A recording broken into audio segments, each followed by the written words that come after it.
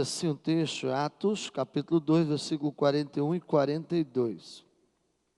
Então os que lhe aceitaram a palavra foram batizados, havendo um acréscimo naquele dia de quase 3.000 pessoas, e perseveravam na doutrina dos apóstolos, na comunhão, no partir do pão e nas orações. Amém?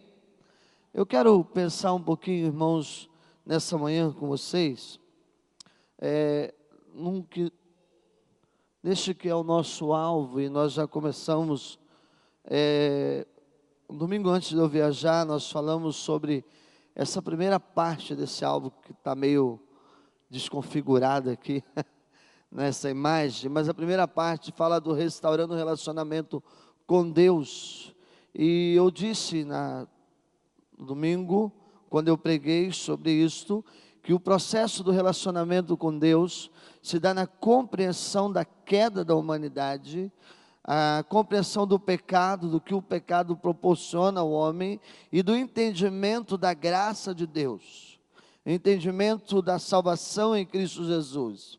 E toda igreja precisa entender esse primeiro passo, para que ela seja verdadeiramente igreja, para que ela seja parte do corpo de Cristo, membro do corpo de Cristo. Ela precisa entender esse primeiro passo.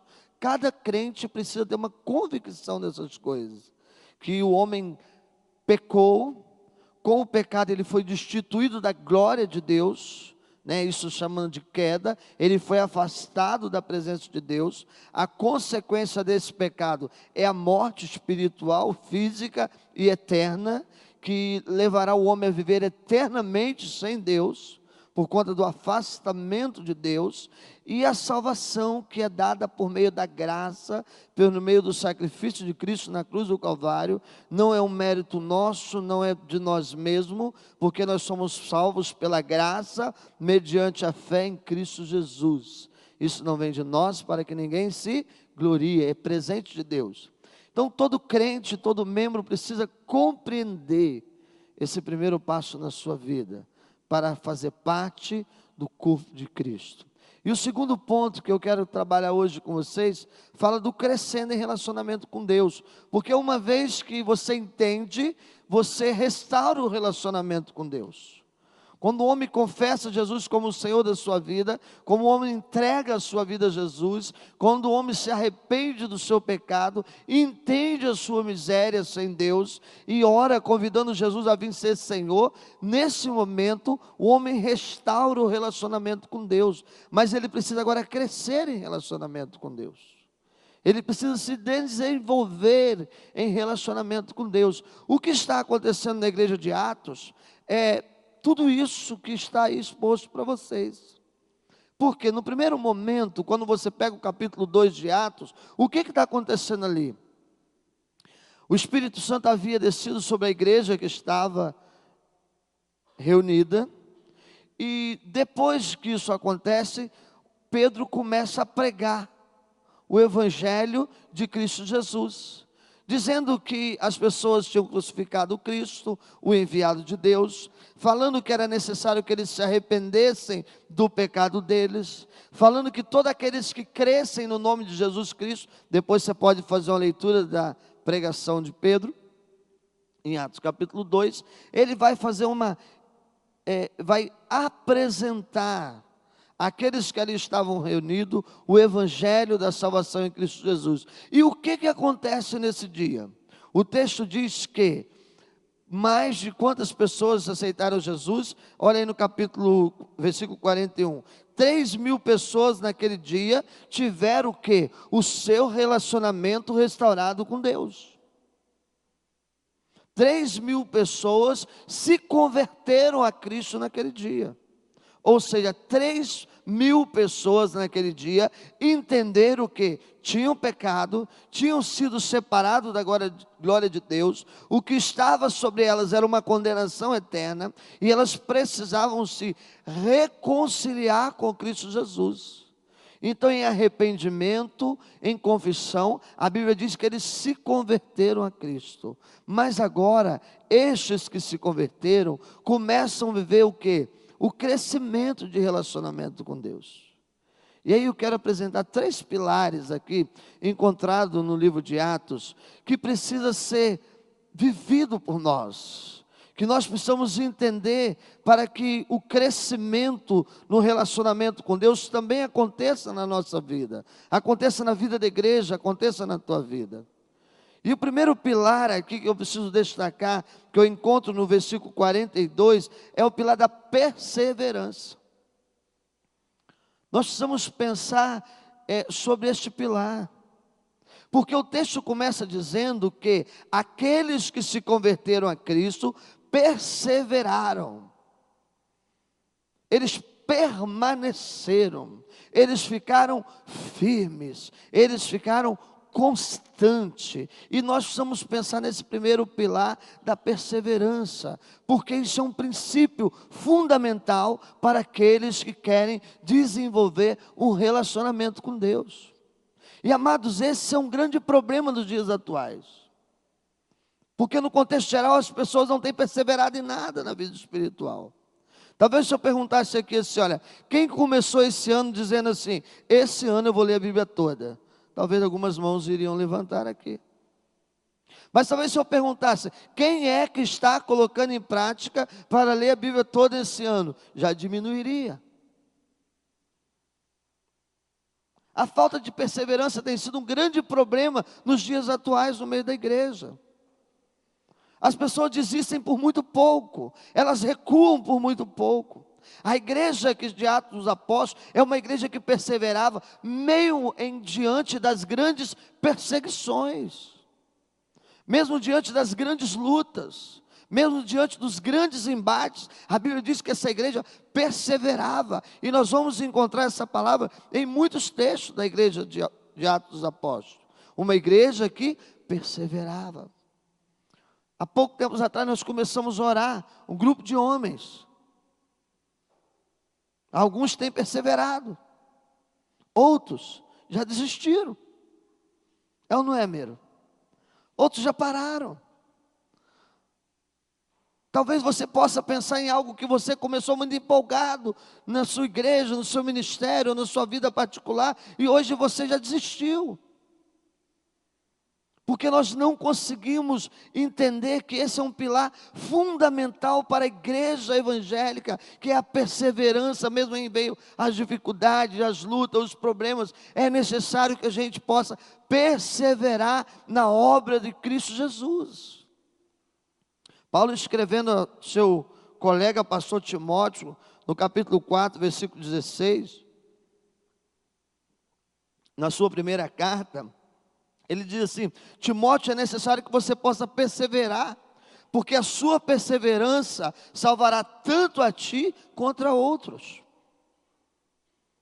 Paulo está aconselhando Timóteo a fazer o quê? A perseverar, a seguir em frente, a permanecer firme, a não recuar, a não desistir, a não parar, ainda que as coisas sejam contrárias. Nós queremos crescer em relacionamento, mas às vezes nós não queremos perseverar no relacionamento. Começamos, eu vou tirar por dia meia hora de oração. E aí até começamos bem, primeira semana, segunda semana, depois esquecemos. Pastor Jailton é um exemplo de perseverança, que mandar mensagem para esse monte de gente todo dia, não é fácil não, né, Jailton? Tem quanto tempo que você está fazendo isso? 1 ano e meio que ele está perseverando. E ele manda. E um dia eu encontrei uma pessoa lá na roça, e ela falou assim: pastor, tem um pastor lá de Cachoeiro, todo dia me manda uma mensagem, eu nem conheço ele. Eu falei: eu conheço. Perseverança. Ele colocou isso como um propósito. E não é simples, você tem que acordar cedo, você tem que pensar o que você vai colocar, não é isso? Você tem que orar. Perseverança. Às vezes nós desistimos muito pouco. Nós queremos crescer em relacionamento com Deus, mas nós não conseguimos colocar em prática a leitura da palavra. O pastor prega no domingo e você sai daqui: essa semana eu vou ler a Bíblia. E começa na segunda animado, na terça você já se perde, aí na quarta você lê, aí pula quinta e sexta, no sábado você lê. Se passar 3 semanas você já não está lendo mais nada. É ou não é assim? Nós queremos crescer em relacionamento com Deus, mas não temos perseverado no Senhor, amados. Nós precisamos entender isso em nossos ministérios e na nossa vida secular. Quantas coisas nós começamos e desistimos. Eu brinco com a Josiane que eu falo que toda segunda ela começa um regime, mas toda segunda à noite ela termina o regime. Ela começa um regime novo a cada segunda, mas a cada segunda ela também termina o outro. Às vezes nós não perseveramos. A Bíblia diz que a igreja que se converteu perseverava. Não é isso que o texto diz? Eles permaneciam firmes. Eles continuaram firmes naquilo que eles tinham, na decisão que eles tinham tomado. Queridos, se nós queremos crescer em relacionamento com Deus, é preciso que haja perseverança na busca, no relacionamento. Infelizmente, irmãos, hoje nós estamos vivendo um tempo em que a perseverança foi jogada de lado, e nós estamos vivendo o tempo das coisas descartáveis. Se não está bom para mim, eu deixo de fazer. Se não está me trazendo contentamento, eu desisto. Se não está me agradando, eu paro. Eu começo uma amizade e por qualquer coisa eu desisto dessa amizade. Eu já nem faço mais contato com essa pessoa. Há poucos dias eu estava discipulando uma pessoa difícil, e alguém disse assim para mim: pastor, só você mesmo, porque todo mundo já desistiu desse aí. As pessoas desistem, as pessoas não querem pagar o preço. Um dos pastores que pregou lá na convenção, ele dizia o seguinte: quando nós temos a oportunidade de fazer alguma coisa por alguém, a primeira pergunta que nós fizemos, que geralmente a gente faz, é: se eu fizer, o que vai acontecer comigo? Quando eu tenho a oportunidade de fazer algo para alguém, primeira coisa que eu pergunto é: se eu fizer, o que vai acontecer comigo? Poucas vezes nós nos perguntamos: se eu não fizer, o que vai acontecer com ele? Prestou atenção? Nós perguntamos: se eu deixar de ajudar, se eu ajudar alguém, o que vai acontecer comigo? E poucas vezes nós nos perguntamos: se eu deixar de ajudar, o que é que vai acontecer com o outro? Sabe por que nós fazemos geralmente a primeira pergunta? Porque nós estamos importando com nós mesmos. Não é assim? E quando nós pensamos só em nós mesmos, quando não está bom para nós, a gente desiste, a gente recua. Um outro pilar, irmãos, que ainda reforçando a questão fundamentando a questão da perseverança, Tiago vai dizer, no capítulo 1, versículo 25, felizes são aqueles que perseveram na lei do Senhor, felizes são aqueles que permanecem firmes na lei do Senhor. Segunda carta de João, capítulo 1, versículo 9, todos que conhecem a doutrina, mas não permanecem, não tem Deus, mas aquele que persevera, tem tanto o Pai quanto o Filho. Eu ouvi um missionário falando, e ele dizia o seguinte: eu estava há 10 anos no campo, e eu não via fruto nenhum do meu trabalho, até que um dia, Deus restaurou a história de uma família, e eu pude olhar para trás e dizer: Deus, até aqui o Senhor tem nos ajudado, porque todo aquele projeto é para que aquela família fosse alcançada, mas se aquele rapaz não perseverasse, Salinha, essa família não seria alcançada. Eu fico imaginando Paulo e Silas perseverando na sua fé, louvando e adorando a Deus mesmo encarcerado, e através da perseverança dele, a família daquele carcereiro foi salva. O texto está dizendo que aqueles que encontram a doutrina, mas não permanecem nela, ou seja, não persevera nela, não tem Deus. Mas aquele que permanece, que persevera, tem tanto o Pai quanto o Filho. E Mateus 10, 22 vai dizer: aquele que persevera até o fim, será salvo. Aquele que permanecer até o fim receberá a coroa da justiça que Deus tem prometido aos que o temem e aos que o amam.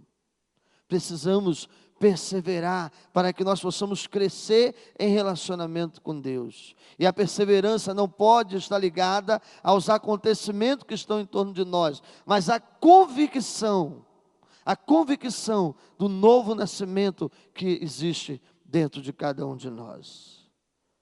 E quando isso acontece, nós temos condições de perseverar. Um outro pilar que nós encontramos aqui, meus irmãos, nesse versículo, é o ensino. Queremos crescer em relacionamento com Deus, mas se nós não observar de forma séria esse pilar da igreja primitiva, nós nunca vamos crescer em relacionamento com Deus.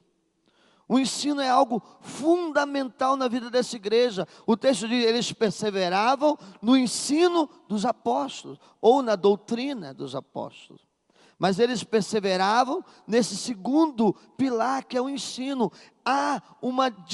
É necessário que haja uma disposição de se ensinar e aprender. A igreja que deseja crescer em relacionamento com Deus, ela precisa se dispor a aprender e também precisa se dispor a ensinar. Quando nós negligenciamos esse pilar do ensino das Escrituras Sagradas, irmãos, nós não fortalecemos a vida da igreja. E a grande verdade é que nos dias atuais, esse é um pilar que tem sido deixado de lado por muitas pessoas. Há uma indisposição de aprender. Quando o sermão ele se torna um sermão mais de ensino e não de encorajamento, e não de avivamento, o sermão se torna cansativo, porque nós não queremos aprender da palavra. Quando o professor se aprofunda no texto de forma coerente, há uma indisposição de aprender muito grande. E de certa forma também há da parte daqueles que ensinam uma indisposição de se preparar melhor para o exercício do ensino. Querem ensinar, mas não querem profundidade no ensino. E esse é um pilar fundamental, porque a Bíblia diz que eles perseveravam no ensino, porque naquela igreja existia o quê? Ensino. Como nós temos voltado os nossos olhos para o crescimento espiritual, sem valorizar aquilo que eu ensino. E o ensino, irmãos, ele começa onde? Na casa, na família, num desejo meu. Eu quero aprender de Deus, mas eu não me debruço diante da palavra de Deus. Hoje o que mais tem, irmãos, são ferramentas de ensino para aqueles que querem aprender. Livros excelentes, comentários bíblicos excelentes, palestras. Também temos nossas organizações. Eu louvo a Deus porque as organizações elas fazem parte disso. E os meninos, Luan, o Thales, o André, têm desenvolvido esse trabalho com os embaixadores. Tem sido fantástico. E é uma coisa simples que eles estão fazendo com os meninos toda sexta-feira. Isso já mexeu com a vida do meu filho, com meus filhos. Porque toda sexta-feira ele tem que gravar um versículo e o contexto. E o meu filho está lendo Bíblia. E ele está aprendendo. E na semana passada ele se confundiu e me ligou e falou: pai, eu acho que esse negócio não está certo. E nós conversamos sobre aquilo. E isso é ensino. Isso é ensino. Ontem eu tive que ler. Ontem o Mateuzinho, que é o meu sobrinho, toda sexta-feira ele já faz a mochila e vai lá para casa. Ontem eu tive que descobrir 3 versículos, 3 contextos, e ensinar para os 3, para eles chegarem à noite e apresentar para os meninos. Isso é aprendizado, é crescimento. Isso é crescer em relacionamento com Deus, amados.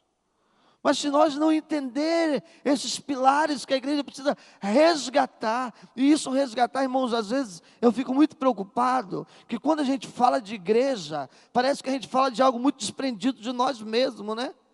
Quando eu falo de igreja, eu falo de mim, eu falo de você que está olhando para mim. Eu louvo a Deus porque nós começamos um seminário com o pastor Sandro, que tem o dom do ensino. Eu não tenho o dom que ele tem. Ele foi chamado para o ensino, ele é mestre. E nós temos desenvolvido um trabalho com ele aqui todo primeiro sábado. E eu tenho louvado a Deus por aqueles que têm acreditado nesse trabalho e têm vindo. O pastor Sandro agora ofereceu uma aula, Novo Testamento, olha, na igreja dele, a área do ensino, a área dele. E terça e sexta, já tem gente da igreja indo para lá e aprendendo. Pastor, eu vou fazer esse seminário. Amém, tem que ir mesmo, tem que crescer, tem que buscar o crescimento. Mas se nós negligenciamos essas coisas, nós jamais vamos crescer. Esse alvo nunca será alcançado, amados. Perseverava no ensino, eles permaneciam firmes. O que seria de nós se não fosse educação, Otoniel? Né? Em todas as áreas da sociedade. Mas como povo de Deus, nós precisamos reconstruir isso, esse desejo, despertar isso no coração dos nossos filhos. Na devocional diária, no ensino da leitura da palavra, né? Nós mesmos, e aí a gente volta naquela frase que eu citei, que eu ouvi lá na convenção: quem não cuida de si mesmo, não cuida do outro. Se nós não estamos vivendo isso, eu não tenho condições de dizer ao meu filho que ele precisa viver, não é assim? Se eu não tenho um desejo pelo aprendizado, pelo ensino, em todas as áreas. Eu estava dizendo para a Josiane, começou a fazer faculdade agora, eu falei, ó, capricha aí, minha filha, que suas notas têm que ser melhores do que os seus filhos, não é isso? Você imagina se ela começar a tirar nota vermelha, os meninos vão olhar e vão falar o quê?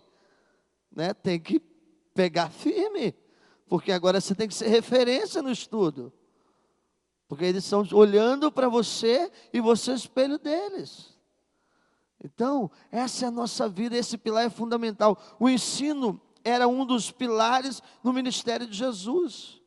E aí há muitos textos, como Marcos 6:2, Jesus ensinava na sinagoga, Jesus ensinava os discípulos, Jesus foi encontrado ensinando por diversas vezes, porque era o pilar do seu ministério. O cumprimento do ministério de Jesus, Salinha, foi através do ensino, pregando nas sinagogas e em outros lugares. Nós vamos encontrar que um dos pilares do ensinamento, nós vamos encontrar esse pilar também no Antigo Testamento, em muitos textos do Antigo Testamento, para o povo de Israel, aprendendo sobre a lei. Deuteronômio capítulo 6, versículo 7, o texto diz o quê? Ensina as leis aos seus filhos, sentado à mesa, dormindo, andando, ensina essas coisas aos teus filhos. Nós encontramos esse pilar também na igreja de Atos, como nós já mencionamos no versículo 42, o ensino era presente. O ensino, irmãos, é encontrado como um dos pilares na galeria dos dons. Se você abrir sua Bíblia no livro de Romanos, capítulo 2, versículo 17, diz: aquele que tem o dom do ensino, que faça com quê? Com dedicação. Dom. O ensino é um dom para a edificação do corpo, que é a igreja, que somos nós. O ensino está dentro da grande comissão deixada por Jesus aos discípulos e à sua igreja.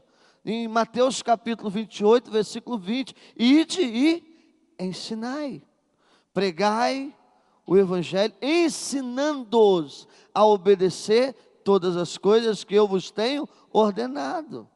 A grande comissão apresenta esse pilar que é do ensino. Como nós temos ensinado? E ensinava sobre o que, irmãos? Qual era o conteúdo? Qual é o conteúdo desse ensino? O ensino é aprender sobre Deus, a matéria é Deus. O Deus que é a palavra, que é amor, que é salvação, que é santificação, que é perdão, que é o Espírito Santo, que é o Jesus. Nós precisamos aprender quem é Deus. Às vezes a nossa definição de Deus é algo muito superficial, porque nós não fomos ensinados. Deus é o Espírito Santo, Deus é amor, Deus é Espírito, Deus é a palavra. Deus é Jesus. E aprendendo sobre Deus, nós encontramos as outras coisas, sobre perdão, sobre santificação. E isto precisa ser trago cada dia mais para o meio de nós, para que nós possamos crescer em relacionamento. A pessoa chegou na igreja, ela tem uma conversão, ela precisa passar agora pelo segundo pilar, que é do crescer em relacionamento com Deus. E quando nós não fazemos isso, irmãos, nós vamos criando um problema. A igreja vai construindo líderes sem conhecimento, sem ser ensinado. A igreja vai construindo, as pessoas vão fazendo, mas muitas vezes sem preparação, e sofrem com isso, às vezes não são culpadas. Ontem a minha esposa, e ela, pouco tempo de convertida, depois nós começamos a namorar, e ela está aí trabalhando, ajudando na sala dos jovens, e ela veio me fazer umas perguntas, e nós conversávamos, ela dizia assim, às vezes eu me sinto incapaz de estar aqui, porque eu estou para tentar fazer, mas... E ela estava lá pesquisando, buscando entender, compreender algumas coisas, porque não foi ensinada, porque não foi discipulada. E se eu perguntar, e às vezes tem pergunta que a gente faz na igreja, que é pergunta de discipulado básico, e as pessoas olham e dão risada, pastor, acho que eu preciso ir para a sua sala, porque às vezes nós precisamos resgatar isso, precisamos resgatar. Esse esfriamento pelo ensino é tão grande, irmãos, que a escola bíblica dominical tem se tornado um grande desafio para todas as igrejas de Aquidauana, não, do Brasil, da nossa convenção. Foi uma das coisas discutidas. O que fazer para resgatar isso no meio das nossas igrejas? Para que o ensino seja um pilar que sustente a nossa fé. E a última coisa que eu quero falar para que possamos crescer em relacionamento com Deus é a prática de tudo isso. É a prática, é a vida diária, é a convivência, é o relacionamento. Primeiro eu preciso entender o primeiro pilar, que é perseverar no Senhor. Perseverar através do ensino. E o terceiro é a prática, porque quando o texto fala que no versículo 42, eles cresciam na comunhão, no partir do pão, nas orações. Isso é prática diária de quem tem vida com Deus. A prática é uma grande necessidade, é um dos pilares que precisa ser exercido dentro da igreja para que nós possamos crescer em relacionamento com Deus. Eu posso aprender tudo sobre o perdão, mas se eu não perdoar a Lorena, se a Lorena não me perdoar, eu estou ferindo um pilar da igreja fundamental e eu nunca vou crescer como corpo de Cristo. Eu posso aprender tudo sobre santificação, mas se eu não buscar na prática ter uma vida de santificação diante de Deus, como corpo de Cristo, entender que eu fui criado para glorificar o nome do Senhor Jesus, que o meu corpo é templo do Espírito Santo. Se eu não entender isso na prática da minha vida, essa linha, todos os pilares caem por terra. Se eu não entender na prática o que é o amor, o exercício do amor pelo outro, pelo próximo, no dia a dia, no meu relacionamento diário com Ele, na prática, tudo isso, talvez alguns aqui que são professores, possam olhar para trás e ver grandes alunos, foram grandes estudiosos na área, mas que na prática não conseguiu produzir nada. É ou não é, Otoniel? Muitas pessoas que talvez fizeram, se desdobraram e se formaram em química, e tem grandes conhecimentos teológicos, mas nunca na prática conseguiram desenvolver nada. Não passou de mero conhecimento, amado. A igreja é chamada a uma vida prática daquilo que faz com que ela persevere, daquilo que é o conhecimento. Por isso que Tiago fala de forma muito séria e falando de coisas práticas. Se você ler capítulo 1 de Tiago, ele está falando de coisas práticas. Ele vai olhar para a igreja e falar assim: não sejais apenas ouvintes dessas coisas, mas sejais o quê? Praticantes. Não sejais apenas ouvinte. Eu preciso, por isso, irmãos, e às vezes nós não nos damos conta disso, por isso que existe a igreja, para que eu tenha oportunidade de apresentar tudo isso na prática. É na igreja, no relacionamento, que eu perdoo, é que eu faço, que eu sirvo, que eu estendo a mão, que eu acolho, que eu vivo isso. É a igreja que pega aquele que hoje está caído e estende a mão e levanta. É na igreja que eu sei que se eu cair, alguém vai vir e vai me levantar. Isso é prática da vida cristã, Celinha. Isso é prática, Elza, que nós precisamos aplicar diariamente. Por isso que sem a igreja crescia em quê? Em comunhão. Não adianta, eu vou crescer em Deus, mas eu não quero comunhão com a igreja. Não existe isso. Você não vai crescer nunca sozinho. O crescimento da igreja se dava pelo estar juntos, e todos os dias eles estavam juntos no templo, no partir do pão. Isso é um pilar fundamental na vida da igreja, que quer crescer em relacionamento com Deus. As pessoas parecem que estão invertendo os processos. À medida que o problema cresce, ela se afasta da igreja e tenta resolver sozinha. À medida que as lutas vêm, as pessoas querem sair da igreja como se o problema estivesse na igreja e não em nós. E não em nós. E vamos nos afastando, e o diabo vai arrancando de nós a perseverança da fé. Tudo que nós aprendemos e agora precisamos colocar em prática, Satanás vai tirando de nós. Crescendo em relacionamento com Deus é vivendo na prática, é perseverando através do ensino de quem é Deus, das coisas de Deus, das coisas do seu reino. Por isso que Jesus, depois de trazer uma série de ensino, lá no Sermão do Monte, depois de falar muitas coisas, e bem mais do que eu vou falar nessa manhã, ele olha e diz assim: os que ouvem essas palavras e colocam em prática, eu vou comparar alguém que edificou a sua casa sobre a rocha. Mas aqueles que ouvem essa palavra e não praticam, eu vou comparar alguém que colocou a sua casa sobre a areia. E vai vir um vento, e vai bater contra essa casa, e ela vai cair. Mas se você colocar em prática, o vento vai vir, mas vocês vão permanecer firmes, vocês vão perseverar, porque a casa de vocês está firmada na rocha, que é Jesus Cristo.